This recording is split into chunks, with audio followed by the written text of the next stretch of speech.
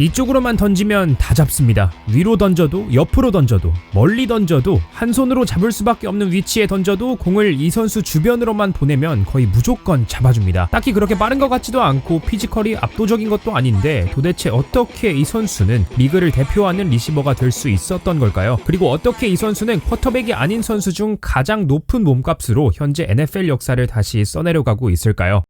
NFL 팬이시라면 이미 이 선수의 이름을 알고 계실 겁니다. 바로 저스틴 제퍼슨이죠. 현재 미네소타에서 맹활약을 하고 있는 리시버입니다. 2020년에 드래프트돼서 부상을 제외하고는 단 한 시즌도 부진했던 시즌이 없었던 초생산적인 리시버입니다. 빅마켓도 아니고 스몰마켓도 아닌 애매한 스포츠 시장 규모의 도시 미네소타에서 뛰고 있기 때문에 그런 건지는 모르겠지만 실력에 비해 조금 과소평가되는 경향이 있는 것 같습니다. 물론 리그 최고의 리시버로 인정받고 있기는 한데 저는 그것도 과소평가라고 생각합니다. 저스틴 제퍼슨에 대해 더 얘기가 많이 나와야 되는데 안 나오고 있는 게 의문스럽습니다. 이 이유에 대해서는 차근차근 지금부터 설명해 보도록 하겠습니다.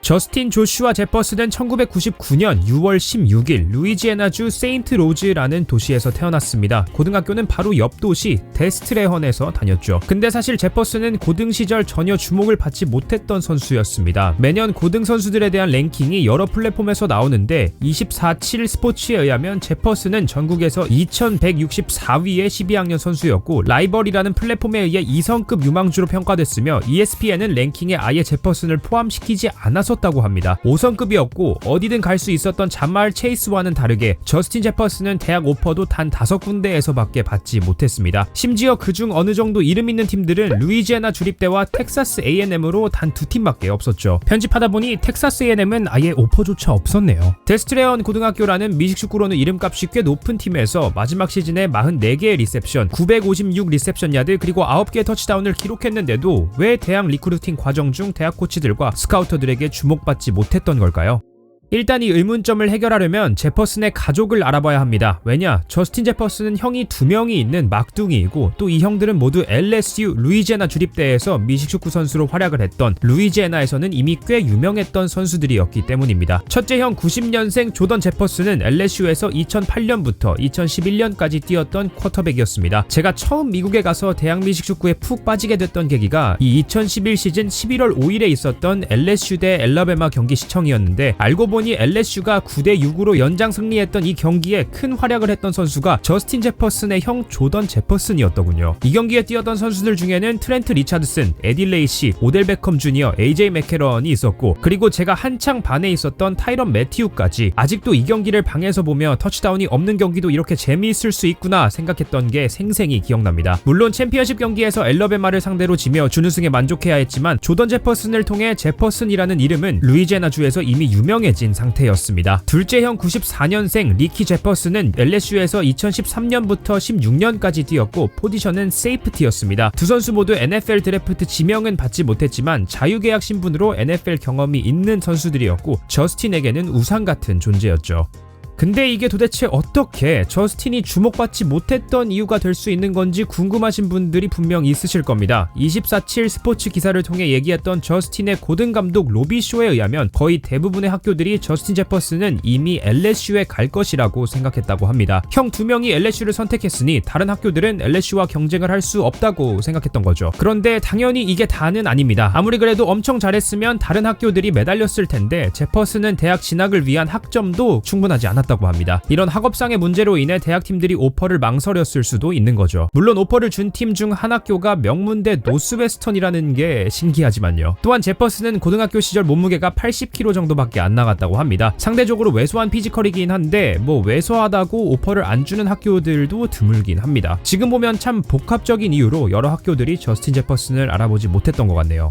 하지만 제퍼슨을 일찍부터 알아보고 포기하지 않았던 사람은 바로 루이지애나 주립대의 감독 에드 오제론이었습니다. 저스틴의 고등팀 감독인 로비 쇼에게 저스틴은 언제든지 LSU에 환영한다 얘기까지 했다고 합니다. 물론 고등학교를 졸업하고 여름 학기로 영어, 그러니까 국어죠. 수업을 들어야만 입학을 할 수 있었지만 결국 저스틴 제퍼슨은 학업적인 장애물을 모두 넘어 2017년부터 LSU 와이드 리시버로 뛰기 시작합니다. 2017 시즌은 시즌 내내 백업이었고 2018 시즌에 점점 터지기 시작했죠. 조 버로우의 최애 타겟으로 팀 내 최다 리셉션, 최다 리셉션 야드, 그리고 최다 리셉션 터치다운을 기록합니다. 자마 체이스가 있긴 했는데 체이스는 이때 1학년으로 막 들어와서 아직 적응하는 단계에 있었기 때문에 저스틴 제퍼슨이 혼자 리시빙 게임을 캐리할 수밖에 없었습니다. 그리고 대망의 2019 시즌, 역사적인 시즌이었죠. 루이지애나 주립대는 이 시즌에 15승 무패로 우승을 합니다. 준결승은 오클라호마를 상대로 63대 28 대승, 결승인 내셔널 챔피언십 경기는 클램슨을 상대로 42대 25로 이겼죠. 이 LSU 팀은 대학 미식축구 역사상 가장 압도적인 팀으로 평가되기도 합니다. 현재까지도 이 팀의 시즌 최다 득점 기록인 726점은 깨지지 않고 있고 15경기의 상대들이 주로 탑10 랭킹 안에 드는 SEC 팀이었다는 것을 감안해 본다면 스케줄 강도와 득점력이 역사적이었다는 사실을 깨달을 수 있습니다. 이런 팀에서 리셉션을 가장 많이 기록했던 선수가 바로 저스틴 제퍼슨이었죠. 111개의 리셉션, 1540 리셉션 야드, 그리고 18개의 터치다운. 물론 자말 체이스 선수가 폭발적인 빅플레이들을 더 많이 만들며 리셉션 야드와 터치다운은 조금 더 많았지만 정말 말도 안 되는 생산성을 대학 커리어 마지막 시즌에 제퍼슨이 보여줍니다. 어린 나이에 형을 따라 쿼터백 포지션에서 미식축구 커리어를 시작했지만 이제는 NFL 와이드 리시버가 되는 문턱에 서 있었던 거죠.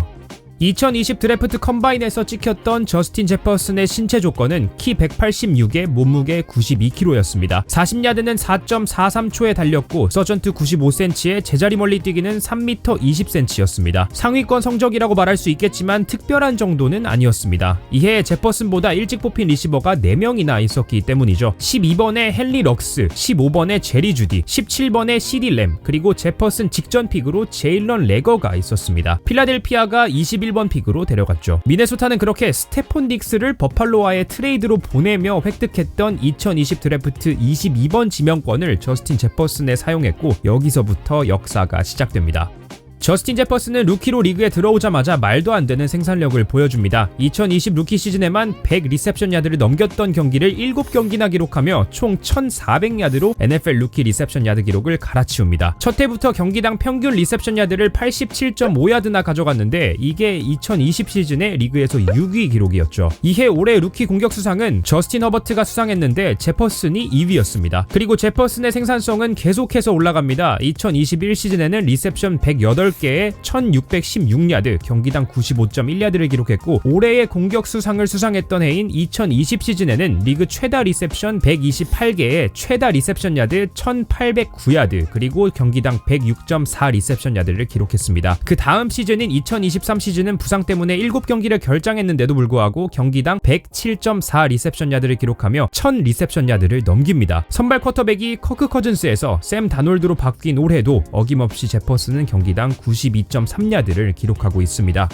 여기까지 제가 뭔가 당연하다는 식으로 계속해서 제퍼슨의 시즌별 경기 평균 리셉션 야드를 말씀드리고 있는데 커리어 내내 매경기 100야드 가까이 기록한다는 건 정말 말도 안 되는 기록입니다. 아니 역사상 경기 평균 90야드 이상 기록했던 선수는 단 한 명밖에 없습니다. 저스틴 제퍼슨은 심지어 90야드를 아슬아슬하게 넘기고 있는 것이 아니라 경기당 97.5 리셉션 야드를 기록하고 있습니다. 역사상 2위는 칼빈 존슨의 86.1야드인데 존슨보다 10야드 이상 높은 수치를 현재 기록하고 있는 거죠. 참고로 3위는 자말 체이스, 4위는 안토니오 브라운, 그리고 5위는 푸카 나쿠아입니다. 커리어 타겟으로는 경기 평균 9.48개로 4위를 달리고 있는데 이렇게 쿼터백의 무한 신뢰를 받고 있는 이유는 간단합니다. 저스틴 제퍼슨의 공간 창출 능력과 커버가 되어 있을 때도 어떻게든 컴플리션을 만드는 경합 상황에서의 미친 캐치 능력 때문이죠. 다르게 말하면 수비수가 붙어 있어도 제퍼슨은 마치 세븐일레븐 편의점처럼 24시간 열려있다라는 겁니다. 일단 1대1일 때는 제퍼슨을 막기가 너무 어렵습니다. 제퍼슨의 루트를 보면 방향 전환을 하고 있는데 전혀 스피드가 줄지 않습니다. 너무 부드럽게 달리죠. 공이 오면 캐치 포인트에서 공을 또 강하게 잡기 때문에 드롭도 자주 안 나옵니다. 또한 제퍼슨은 더블팀이 되어 있어도 공을 어떻게든 잡습니다. 당연히 상대 수비는 제퍼슨부터 막으려고 전술적으로 더블팀을 붙여놓는데 제퍼슨은 어떻게든 공을 잡습니다. 한 손으로 수비수와 경합을 벌이고 있어도 반대 손으로 공을 잡거나 손 하나와 다른 신체 부위를 사용해서 캐치를 완성시킵니다. 자석같이 공이 빨려 들어가죠. 그리고 제퍼슨의 인생 플레이는 당연히 2022 시즌 버팔로 빌스를 상대로 보여줬던 4th and 18 원핸드 캐치였습니다. 전력으로 점프를 뛰어 한 손으로 상대 선수와의 소유권 싸움에서 이겼고 공이 지면에 닿지 않게끔 보호하며 캐치를 완성시키는 이 장면은 정말 말도 안 되는 플레이였죠.